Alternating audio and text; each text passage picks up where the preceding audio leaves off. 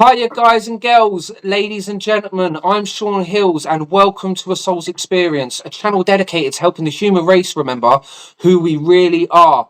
Back on the show, we have my brother James Hills. He is a psychology student and a spiritual student, along with all of us. Because if there's one thing I've learned on my spiritual journey, it's the more that we think we know, the less we actually realize that we actually know. We find out that there's so much more going on in this crazy, crazy universe, magical, beautiful universe, but absolutely crazy when you realize that everything you see and feel and hear around you isn't actually all. It's a very, very, very small part of reality. It's still reality, but a small part. And on that note, James, how are we doing? We are doing very well, thank you, and thanks for inviting me back to your show. No, it's always a pleasure. Always a pleasure. Last time we had an amazing conversation, and the audio messed up. Yeah. That was a what was it? 40-minute conversation. Yeah, 47 minutes, I think it was, and then sat there in the evening, ready to edit the video. You know, one of my other favourite parts about making the videos is obviously the conversations. But then getting to edit them, put them together and see a final piece is really nice. So when it got to you speaking and all I could see was your head moving and no voice coming out, I thought, oh no, here we go. Yeah. But it was the first Never time mind, we're back. We're back. We're back, and the sun is back. Yes. The sun has been It out makes in a massive the difference. UK. It makes a massive difference. I feel energized. Yeah, I always feel like when the sun comes back out, it reminds me, oh, this is what life's about. Because over winter, everything dies off, and you start looking, thinking, "Oh, is there much point?" Yeah, it's all doom and gloom in it when it's raining. It can feel like, especially when you're a skateboarder like us. Yeah, You know, when you enjoy the sea, the beach, skateboarding, and outdoor activities, and then the rain comes in, it's a bit like, oh, I'm thinking about buying a mountain board just so I can still do some sort of activity in the rain. Yeah, I ain't skated since I broke my toe doing it. Well, It's a nightmare. It can put you off for a bit, can't it? Yeah, well, it's just the funny thing is, mate. It was I think I told you, but it was doing the most simplest little ollie that I've done millions of times. Yet that's the trick that I broke my foot on. I can't work it out. Oh, it's always the way. There's an old skater, Mike Valet or Mike Valley, however you want to pronounce it. A great skater, and he went up for this tiny little hand plant on this tiny little ramp. He'd done it a million times. Came down, snap, ankle completely gone. Put him out the game for months, just on something he'd done a million times. It always seems to be the way with skateboarding. Yeah. You know? But anyway, talking about skateboarding, it's got nothing to do with what we was going to talk about, but we'll lead it on to that way. Because skateboarding, you move through life quite quick. And one thing I've noticed about 2025, the year we're living in right now, and actually the past 5 years, if you look at when you were younger, when we were young, right? When we were young, when most people were young, you had events to look forward to, birthdays, Christmases. There might have been a little something that happened in the area that got a bit of a news attention for a little while. But most of the time, life was very much about looking forward to the summer holidays and this and that. And every now and again, it would be like something new would be brought out, like Channel 5. You know, you'd had 4 channels forever, then Channel 5 was a thing. And it was like, wow. And everyone could get used to like trying to dial in their TV to the new channel. Nowadays, there's not only things changing at a much rapid pace, but the amount of things, the actual amount of things that are changing in every single sector of our reality, it's really, really, really difficult for humans to be able to keep up with that pace of change. Is there anything you've learned through your psychology or through your spiritual practices? Is there anything you can do for coping mechanisms? Because a lot of people that I've spoke to have been getting really, really anxious about even making plans for the future. And they're kind of stuck in this. They know that the system that they're stuck in isn't working, yet they just cannot see a way to give themselves that space, to give themselves that time to wrap their heads around. Every time you put on the TV, this is going on, that's going on, certain death, the planet's going to be destroyed. They're talking about CO2 emissions into the atmosphere and the weakening of the ozone layer, and the melting of the Antarctic, and everything seems to be, every time we look, we seem to be one wrong decision away from Yeah. extinction. And people are noticing that now. It's starting to ripple out into the cosmos around the planet. What can we do as human beings, not spiritual beings, because our spiritual side is already taken care of by the universe and by the divine? They already know what they're doing. Our human selves, practical. I want to try and on this show bring something practical in that we can do on anytime we start to feel anxious. What can we do to raise them anxiety levels? So although I learn the academic side of psychology, and like you said, I practice my spiritual side, I always talk in a language that makes sense to me. Yeah, So that's how I will talk. I won't throw in loads of academic words. There's no need. I'd rather talk being me. But I think what people need to understand is everything that we do, okay, whether it's picking up this cup of tea, whether it's looking at a phone, whether it's walking to the park or reading a book, it requires energy, right. okay? And using this energy, there are many mental processes that take place that we're not aware of to make sense of what's in front of us. Picking up this cup of tea, although it's very simple and I do it every day, my body is still using energy to carry out that process. Yeah, Now, quite rightly, what's happening is we are exposed to so much that our minds and our bodies have to process so much, which leads to like things like burnout. right. Yeah, So I think the first step for me is you need to really reflect on your day to day to see what am I using my energy on, and is what I'm using my energy on something that I really want to be doing? Is that going to help me towards my long-term goals? And I think when you kind of look at your day-to-day life like this, you'll probably find that, whoa, like I picked up my phone for 2 hours there and I was just scrolling constantly. yeah, That's not going to help me move forward. right. And unfortunately, in the physical realm, we only have so much energy. Yeah, Yeah, we only have so much. So it's about really being aware of your patterns of behavior through the day. yeah, And I mean, where do you start with all this? If you're already feeling down and depressed, and like your life's not good, you're not happy. Well, it's you start with very small steps. Um, Make sure your room is in order, your house is in order. Give it a clean. The space around you is so important for mental health. It 100%. really is, and it also reflects your mental health to a degree as well. Yeah, Um, so you need a clear space for a clear mind, um, definitely. and you need to set yourself goals.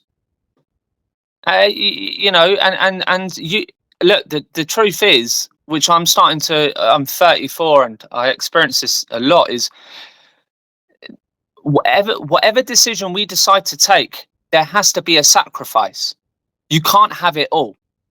Yeah, You really can't. that's right. Uh, you have to kind of just take one route, and just aim and go for it. So it's setting very clear goals for yourself as well. That's in line with who you are and what you enjoy to do. If you're just going to do stuff just for the money, once you have that money, you're going to be deeply unhappy. Yeah, So yeah, there's many things, but it always starts for me with self-reflection, and then just clearing your mind, clearing the space around you, and setting some targets, and just going for it. well, yeah, it's really, really interesting you say that, because when I first went into spirituality, meditation, found out about this side of life, and I actually got really, really depressed after my ecstatic stage, this magical week I had.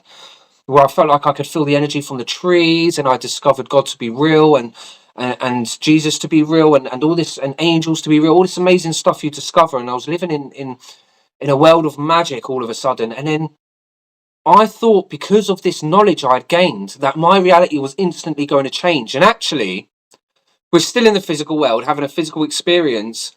And Yeah. for starters, no one wanted to hear what I had to say. I was trying to shut up, apart from you and certain people on YouTube, the spiritual community. It's very isolating. And I got quite depressed, and I thought, okay, here I am, and okay, so what am I supposed to be doing? I wasn't sure what I was supposed to be doing, but I knew that I wanted to be around people. I wanted to do something that was new, that was different, that I would never normally do before, and most importantly, I wanted to be around other human beings in an environment of achievement almost. And so I reached out to martial arts clubs around the area. A month later, I completely forgotten about that. And then I got a message with an amazing deal, a free month and a free uniform if you signed up to this amazing martial arts academy. Over just a year later, I'm now training to be an instructor in that academy, and in April, opening my very own class and being a teacher for this academy. And so, through the darkness of, through the depression and feeling like I need to reach out here, and when we're in these states of almost destruction, that's where creation happens in the universe. Through this state of this surrender, I surrendered and said, hey, you know one of these places reached out to me, and it just felt right. And I thought, you know what, I was scared, but I am no longer choosing to come from a place of fear. I am surrendering into what the universe has to offer to me, and now I'm going into an opportunity that I could never have dreamed of. And that was all down to surrendering, down to saying, I don't have the answers, but what is the answer? And we all have free will. I could have said, you know what, I'm too scared, and I don't want to go and put myself out there. I don't want to go into a brand new class with people I don't know and learn a new skill and be a beginner again, and have to start from the bottom. And then especially teaching and having the confidence to now teach the martial arts. It's all very. We can allow fear to get in the way. We can come from that place of fear, but if we do that, if we don't surrender, then we'll never be aligned with what the universe has to offer us. And so I think it's really important what you said there about surrender. And speaking of Yeah. surrender, Yeah. speaking of surrender, do you think that there will be not surrender but a peace deal come to Ukraine and the Russia conflict that's been going on for quite some time now, 3 years, I believe? There's been a lot of stuff going Yeah. on in the media, and I know this is a spiritual channel, but like we say, on a soul's experience, we're having a human experience, and it's important to not forget about what is going on around us, and to not be oblivious, but to be harmonious with the energy and look at it from an observer point of view rather than a participator view. Would you agree with that?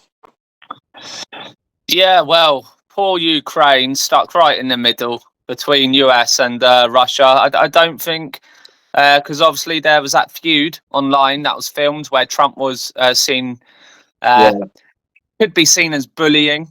Um, you know, and is it Zelensky? Is that how you Zelensky. pronounce it?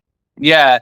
Um, he was very, he was defending his country, bless him. But from what I hear, he's since sent Trump a letter, um, kind of probably saying, yeah, he's ready to do the deal. Yeah, Um, so I think it seems like, yeah, Trump's kind of got his way with Ukraine, and hopefully peace will follow. I think the anxiety is will Russia stick to their word and leave Ukraine alone? I'm not too sure. It's we're in a very interesting point in the timeline at the moment, because sometimes it feels it's unreal what's happening. yeah, The fact they've gone on TV, shouted at each other, and we're not talking. This ain't a soap. People are dying. yeah, of This course, is yeah. this is a war. So yeah, I think the whole world is watching to see what will come next. And I mean, what's your views? Do you think I, Russia are going to go hands off? I think I think the reason it came across as bullish with Trump, the reason it kind of came across that way is because we're so used to seeing the media kind of just it's all Ukraine, all Ukraine. You can't question it. You can't insult Zelensky. And I think it was the first time that actually we saw someone say, "No, you're not having it all your own way." Yeah. And it's going to be if you're using all of our money, then you're doing it our bloody way, and we're doing it this way. And we've all been the reason I felt it. I know exactly where you're coming from. I felt really sorry for Vladimir. I did, and that's not to say I agree with his policy. I don't agree with any of the conflicts what are going on. I'm not about that. We're not about violence on this channel. But we've all been in a position where there may have been one or two group of people, and little old us just sat there getting a telling off, and it doesn't matter what he said, what he done. He was shut down, and he was in America in the White House. He didn't stand a chance. Yeah. Uh, and Trump's a businessman. Can you imagine the amount of business meetings, tough business meetings that man's been in, where Mm. hundreds of millions of dollars are being laid on the line, and if the wrong decision's made, his name's on the line. So he has to be. Now he's president. The first time we saw Trump as president, it was new to him. He took a lot of advice from people and kind of went along with the kind of. He just kind of went along with the show and how things were done, and he did do a lot of good things. Had the least amount of wars I think America ever had in that 4 year period, and inflation had come down the most. Like the most jobs had been made, or something. Immigration was down the lowest, and all this sort of stuff, like illegal immigration. But this time he's come in, he had a clear idea, and I think the idea is a shock tactic where Mm. politics is very slow, and people, especially in the UK, we're used to decisions being made in April, and you don't see nothing until maybe 2 years later. Or if even if at all, even if it materializes at all in this country, the decisions they come up with. So we're not very trusting with our, politicians in general. But I think this is the first time in the Western world since probably Maggie Thatcher, or maybe some of the old Winston Churchill, maybe some of the old, um, maybe Abraham Lincolns of the day, or the George Washingtons, these powerful characters that seem to have come in and done something quite dramatic. Uh, Trump's name's going down in history for the way this Yeah. administration's come in like a wrecking ball. It's Yeah. coming, and whether I mean, I choose not to take a side, because as soon as you start taking sides, then you are really living back inside this game of life, which is fascinating and fantastic and fun, but it Mm. shouldn't emotionally hurt you. Too many people fall out with friends, family members because they don't vote the same way and things, especially in the USA. But this administration came in and just went to make a change, and from what I've seen in my visions, it is all for the positive. Even if decisions made on this day do not seem positive and kind of go against the grain, and how can that decision be positive? The universe has this grand tapestry, this beautiful tapestry of life that is intertwining. And some of the threads are black, Yeah. and some of the threads are gold. But until you stand back and see the bigger picture, you can't see the gold from the black. All you see is dirty black thread and beautiful gold thread. But you don't realise that you needed the black to create the contrast for to bring out the gold. And Yeah. I think that's where we're at. Well, I know that's where we're at. I know that's where we're at, because I know from 2026 we're going into a golden age. So I I think think you're right in what you said, Lo.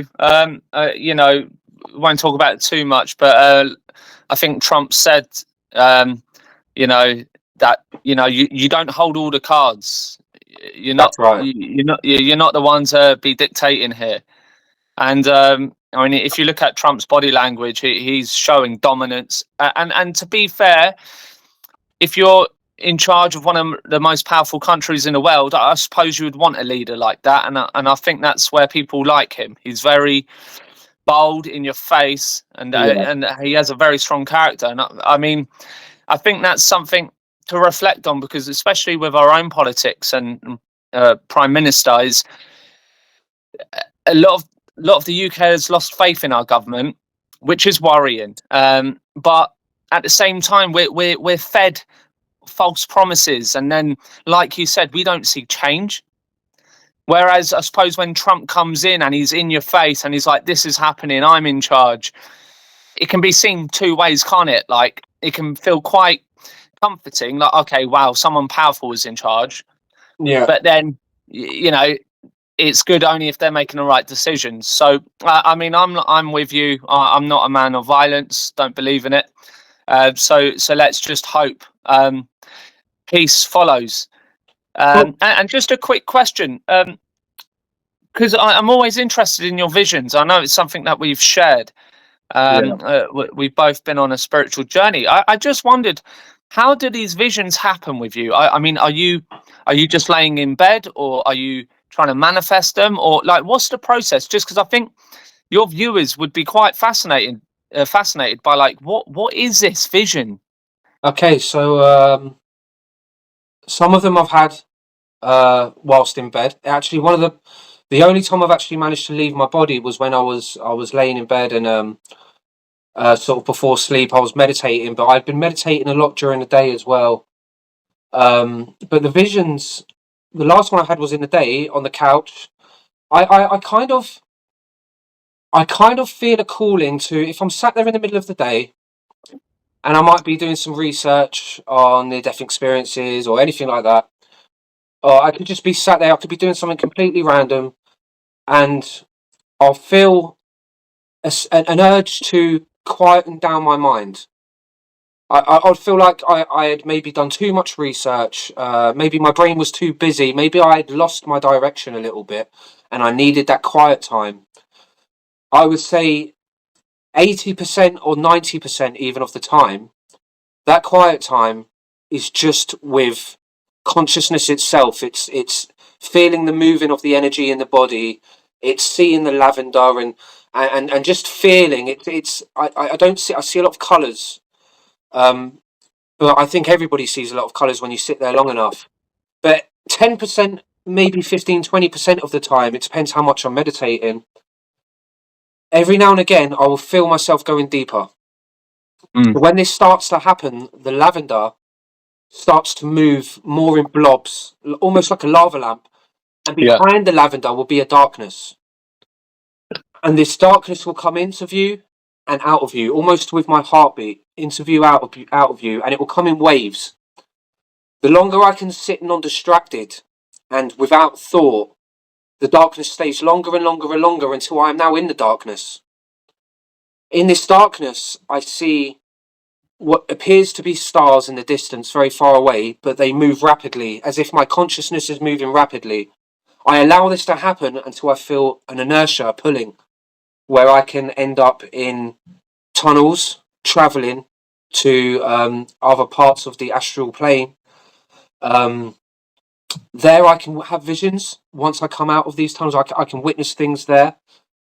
But the once the what can happen is the lavender that once went can return, but when it returns, it comes with an outline.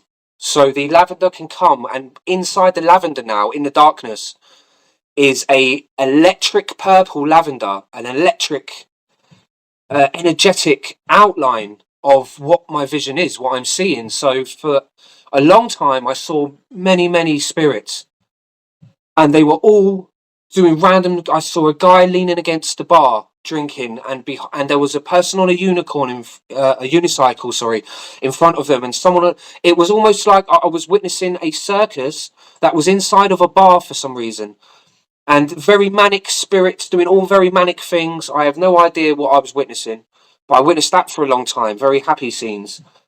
I witnessed flying over a village covered in snow. And when you get these visions, it comes with not here, kind of, some people do here, but I get a feeling that goes through my body that tells me what I see it. But to just see something so random, you could be like, well, where's this? What's going on?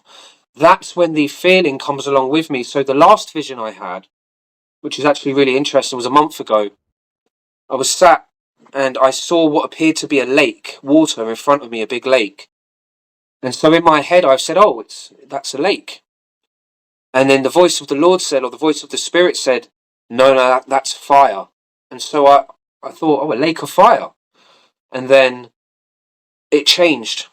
The lavender kind of purplish kind of turned to smoke, kind of opened up, and I then saw a man in the rubble, and the man was in the rubble, holding just a tower.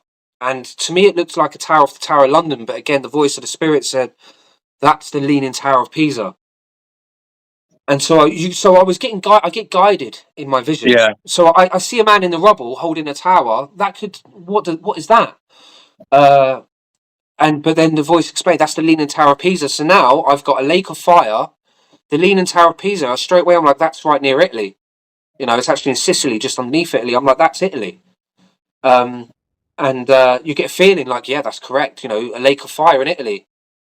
So so then you get the feeling, well, that's a volcano. What could cause a lake of fire that would cause destruction? A volcano. So Yeah. I had no idea about Italy or the history of Italy or I know Italy. I know Rome, and they've got Venice, and they've got some beautiful canals. I know they have lovely wine and beautiful people. I know it's expensive to travel to, but I don't know a lot about Italy, Yeah. right? And so after this vision, I just thought, okay, it's always good to do some research, just see that what you've seen, if you can make some sense of it. And as soon as I put in Italy volcano, I had seen that Italy sits. It's one of the most deadliest places on planet Earth, James. It is Wow. so crazy that people live there. I think it was 72 volcanoes that sit on like three super volcano calderas, and it's just crazy the amount of volcanoes around that area, and I had no idea. And the crazier thing is, at the time when I was having these visions, a few days later, everyone was started talking about there's all these earthquakes in a volcano in Greece. And so I thought, oh, that's strange because I saw Italy. And so I still made the video. I made the video a month ago on my channel, about the volcano, about this vision I had about the volcano in Italy and seeing the the lake of fire and the man in the rubble holding the Leaning Tower of Pisa. Um, but everyone was talking about a volcano in Greece, and then 2 weeks after I made the video, there was a swarm of earthquakes underneath Campe Flegrei super volcano in Italy. and Wow. they had 203 earthquakes recorded under that volcano in a 24-hour period, and it's just getting worse and worse to this day. Now that was to this time we're very speaking now. There's now CO2 emissions getting leaked from the volcano that's going into people's houses, people's homes, their businesses, places of work. So all of the signs are showing, along with this vision, unfortunately, that this volcano in Italy has woken up. And Wow. and if this goes off, I mean, it won't be a planet killer, but it could be enough destruction to be the catalyst that brings the world together.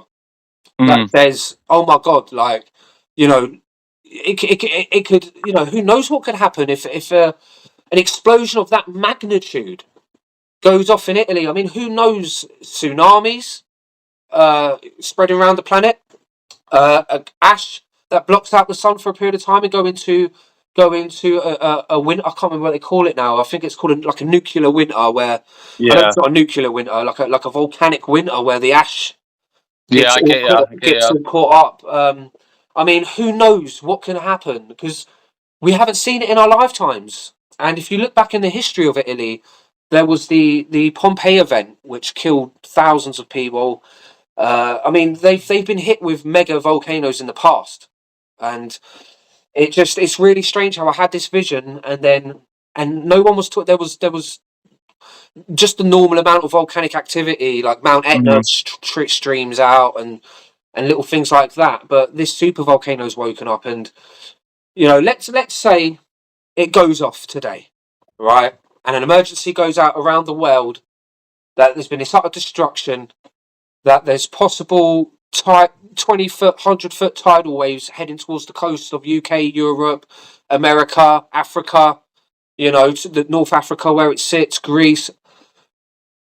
I mean, how many of us are actually prepared if they said you've got 4 hours till it hits?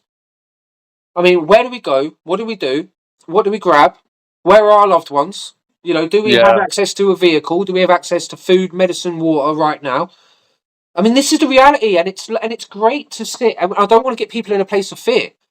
It's not about being in a place of fear because ultimately, the universe has a divine plan for all of us. And if we're here right now, we agreed to sign up for this. So you're yeah, all spiritual warriors. Anyone on earth right now is a spiritual warrior. And I mean that from the bottom of my heart. You would not be here if your soul wasn't developed enough, brave enough, wise enough, emotionally mature enough on the other side to be able to handle a task as such as reincarnating in 2025 in the Great Awakening. I mean, this time's crazy. We was just talking about a second ago about what's going on with the conflicts all around the world. If peace is brought to that part of the world with Russia and Ukraine, and Trump gets his mineral deal, the 50% mineral deal, I mean, it could be a complete case of um, sort of the leader of Russia and the leader of America coming up with the best deal possible for them, and Ukraine in the middle, like you said at the very beginning, mm. kind of being left in rubbles and left with what? I mean, are they going to plan? I've heard they're going to plan to rebuild Ukraine, but are the Ukrainian people going to get a say in it? Is it going to be for the Ukrainian people? Because so many poor families over in that part of the world that didn't ask for any of this. You know, and you can think what you want about the conflict and the leaders involved in the conflicts, but let's think about me and you and the people like me and you that are sat in these areas that just want to love their families, love their friends, love their animals, love their pets. I mean, how would they? How Well, are it's yeah. It's just I think what it highlights to me. I want to backtrack on something you said earlier in a minute, but what it they? highlights to me is it the situation wakes you up to reality about our species in terms of what this tells us is these big countries can just go for what they want. The little countries, you know, let's say if this goes to worst case scenario, they take Ukraine. There's lots of other European countries surrounding Ukraine. What's stopping Russia from taking their land? Um, it's it just makes you kind of reflect on the situation for what it is. And you're quite right. You know, let's imagine that was our country. We're sat here doing these videos. Next week, we're having to flee to another country, and we're just sat there, new country. Yeah, Like what's just happened? yeah, It's not their fault. no, You know, it's. But I just want to backtrack to what you were saying about um your your visions you had. Because I've noticed a pattern, and I've experienced it myself. Is yeah, first of all, the journey to get to the visions, I think what's quite incredible is how you're not in control of it. that's right. It comes to you. Yeah, And what you see is you're not thinking about it. It's literally just flashing in your head. You have no control. So that's something that I see is quite common in visions and near death experiences. They're not it's coming to them rather than they're just imagining. Another thing that I find fascinating, again, I can relate to, is when you hear things in your visions. It's funny because you try and tell people that you're told it, but you're not quite told it in English. But yet you understand it. It's almost like there's this communication that we can't quite articulate.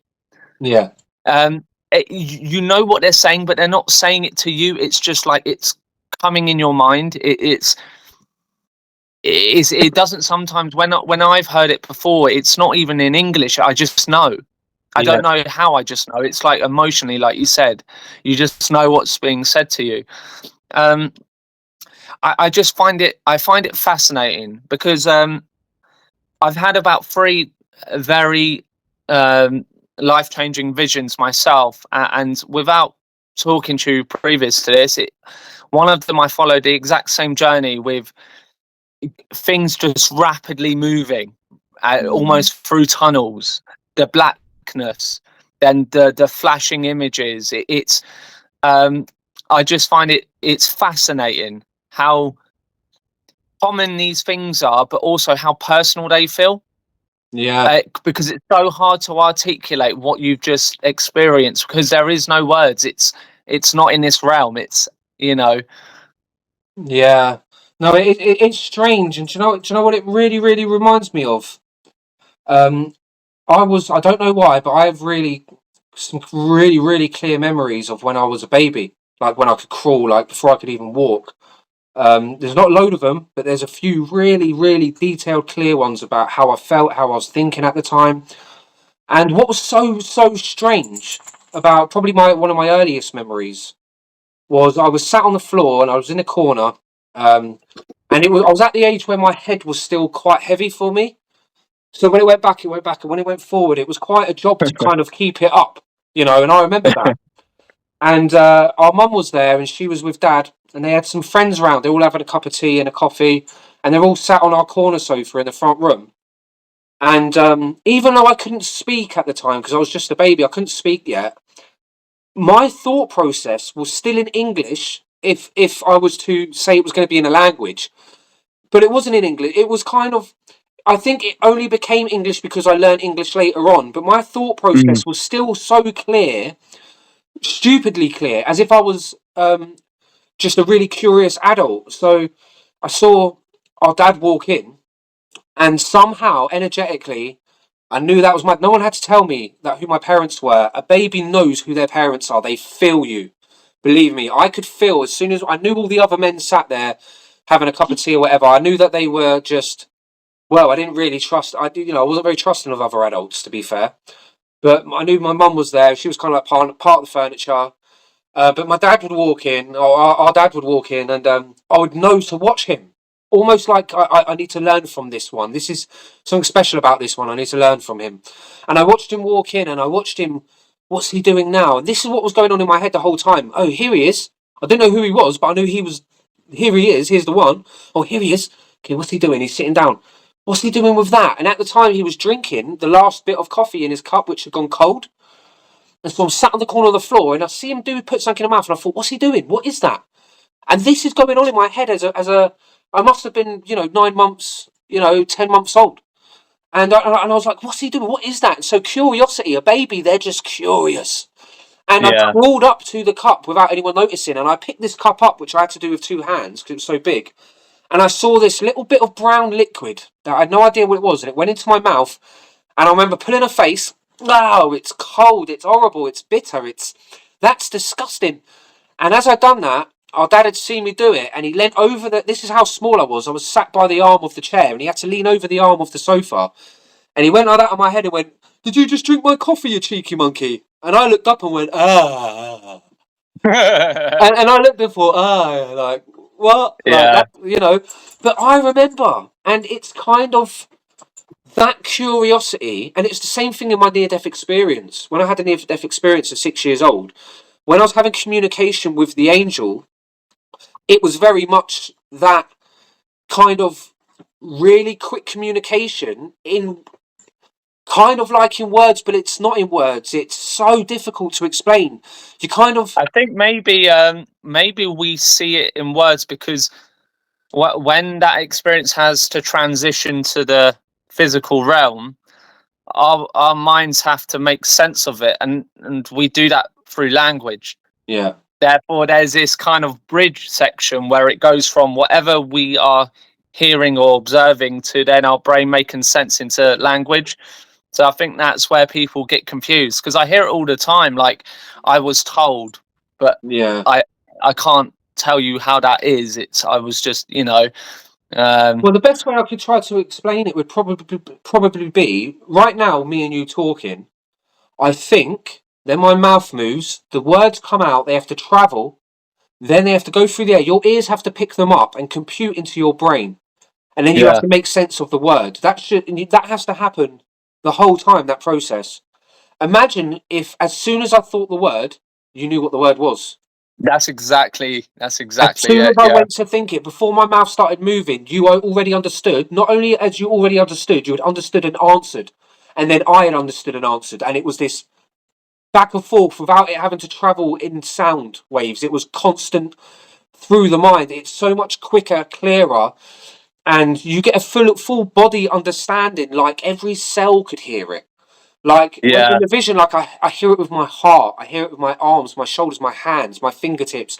I hear it in my body. My body, it almost reverberates. It picks up everything. Like every single piece of atom that we're made of is an individual conscious being of its own that can hear it, and it's fully translated. Body wise. It's just yeah. Oh, it's almost like the quantum field where it's all happening all at once. It's exactly. that quick. Yeah. And maybe that's what the spiritual realm is. Maybe maybe we are able to tap into the quantum field to get this profound. I wouldn't. I don't know if you would call it knowledge, but these visions where everything is happening so quick and rapid and random. It's almost like how the quantum realm works. It's just all happening, and you have no control, and everything's possible. Um, so who knows? I mean, we don't. We could be tapping into that to the quantum realm. Um, Well, you yeah, know. yeah. I definitely. When I know that my visions, the visions I have in the day, are a lot different from the visions I have at night. It seems to have an effect. The visions in the day seem to be less erratic, less dramatic. They seem to be a little bit more clearer, a little bit more slower, and they happen less often. They happen less often in the day for me. They happen a lot more when I'm at that moment where I lie there for 20 minutes and I meditate before going to sleep. Yeah. And kind of I ask the universe, is there anything you want me to know, that you want me to pass on to mankind? Is there a message for me? And a lot of the time, there isn't.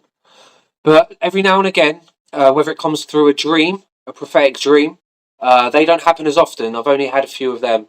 But or whether it comes in that 20 minutes before I go to sleep, sometimes there is something that comes that just I'll sit with it. Some comes with a sense of urgency. Like Yeah. this is clear. I know exactly what this is. I might not know exactly what I'm seeing, but I know exactly what I've seen. Other Mm. things I know what I've seen, but they're like, why? What that? I have to sit with it for a few days. Like, why did I see that? And is that related to that what I saw? And sometimes I have to sit there for a few days, and if it keeps getting pushed to my attention, and I try and push it to the back, it gets pushed again. Then I know that there's a message there, and I have to really sit with it. And often I just ask the universe to help. I say, please, can you make this clear? Can you give me a clue on whatever? And a lot of the time it will just you'll get a knowing. You'll something will click, and you'll be like, oh, and then that's when I'll be like, is that even a thing? And so Yeah. I then look online. I never ever ever ever look online for anything first. So I try not to listen to. I mean, a lot of my visions don't. They completely just wouldn't make sense about what's going on online anyway. Half of them. Yeah. But a lot of visions I see is something you got to sit with, and then just lo and behold, it just seems to. I mean, a lot of them recently have been seeming to come true, and and I know that's because we're in that time. I know that's because, and I'm not the only one. We can all do this. If we can all do this, but I believe we've all been gifted with different spiritual gifts as well. Mm. Some people can talk to past spirits. I can't do that.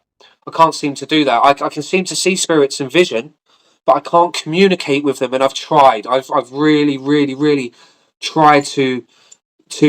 If the spirit wants to communicate with me, it does it on its terms. I can't invoke a conversation when I see them. They seem to be doing their own thing, and I seem to just be witnessing them doing their thing. And I'm just like, wow, what are you guys up to? This looks crazy over Yeah. Yeah. there. But I Yeah. I'll can't tell seem. you what. We can because I think the next time we talk, I got to. I'm fascinated with dreams. I think there's more to dreams than what psychology suggests. Yeah, I think there's a deeper meaning. 100%. And the one thing I did for 2 weeks, I kept a dream diary, and I didn't think much of it. But let me tell you, when I read back the dreams, Yeah. I was almost like in shock, like, wow, I can't believe I dreamt all that. And it feels Yeah. so real.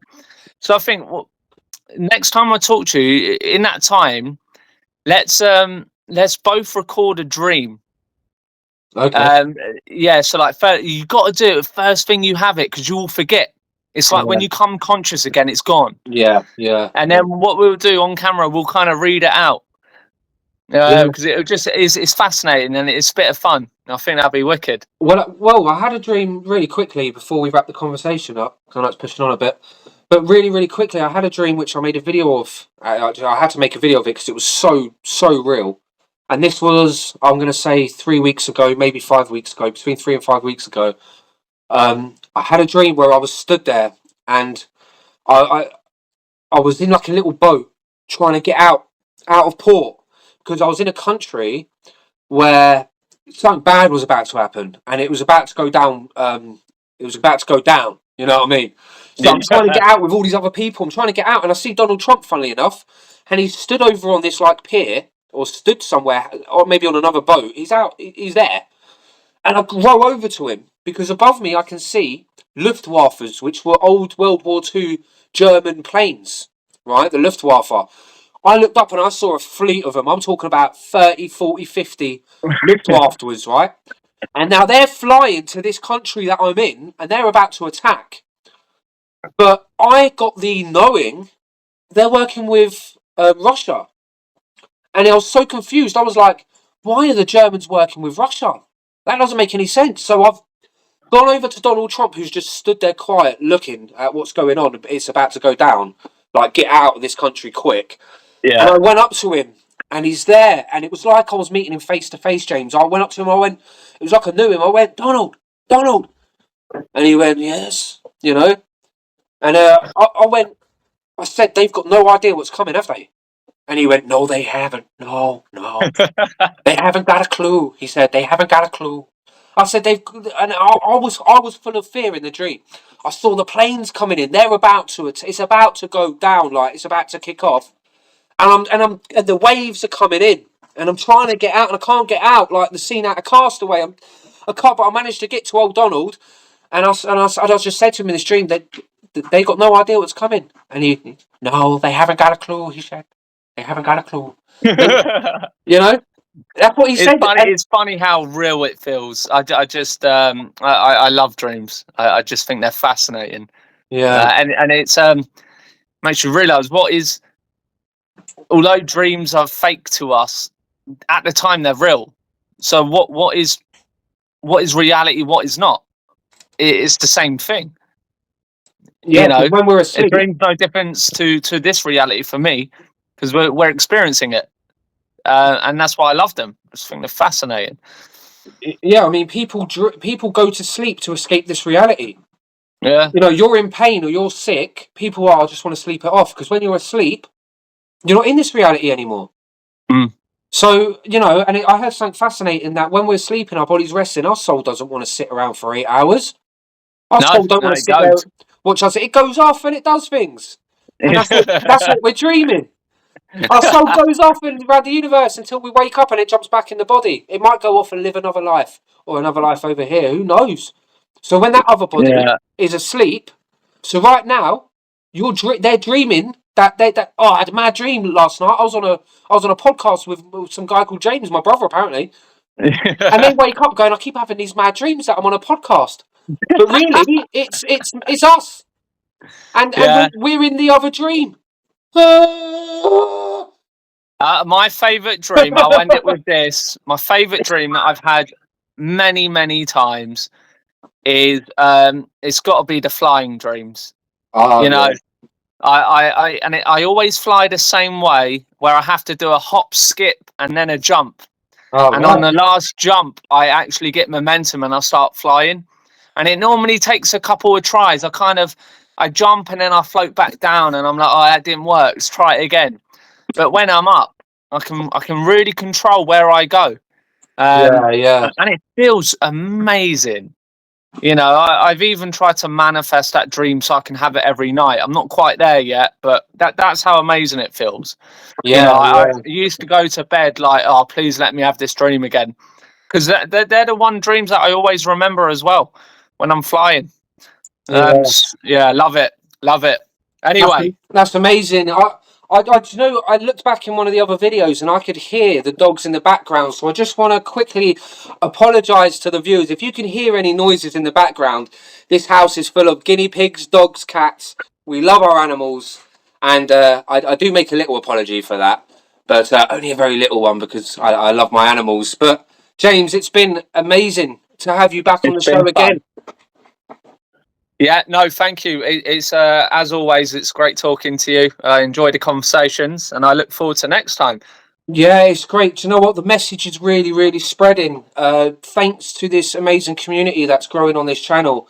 So if you haven't already, like and subscribe to the channel. It's absolutely free, and it helps the message of love and unity get out there. And that's what this channel's about. James, my spiritual brother and my brother in real life, is along for this journey.